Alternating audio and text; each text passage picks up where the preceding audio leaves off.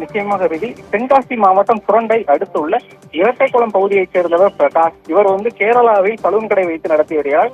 இவருக்கு மீனா என்ற மனைவியும் 9ஆம் வகுப்பு படிக்கக்கூடிய மானசா என்ற பெண் குழந்தையும் ஒரு ஆண் குழந்தையும் உள்ளது. இந்த நிலையில் மாணவி மானசா சுரண்டையில் உள்ள அரசு மேல்நிலைப் பள்ளியில் 9ஆம் வகுப்பு பயின்று வருகிறார். இன்று காலை பள்ளிக்கு தனது வீட்டில் இருந்து சைக்கிளில் மிதிவண்டியில் சென்றுள்ளார். அப்போது வகுப்பறையில் சென்று சக மாணவிகளுடன் பேசி சிரித்து விளையாடி கொண்டிருந்த மாணவி திடீரென மயக்கமடைந்து விழுந்ததாகவும் கூறப்படுகிறது.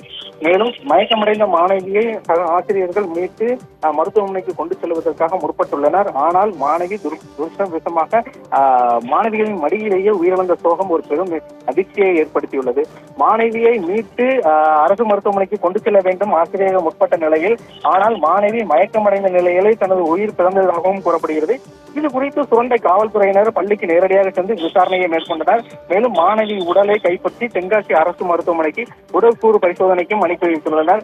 மேலும் பள்ளியில் வேறு ஏதும் அசம்பாவிதங்கள் நடவாது சுரண்டை காவல்துறையினர் தற்போது பள்ளியில் பாதுகாப்பு பணியிலும் ஈடுபட்டு வருகின்றனர்.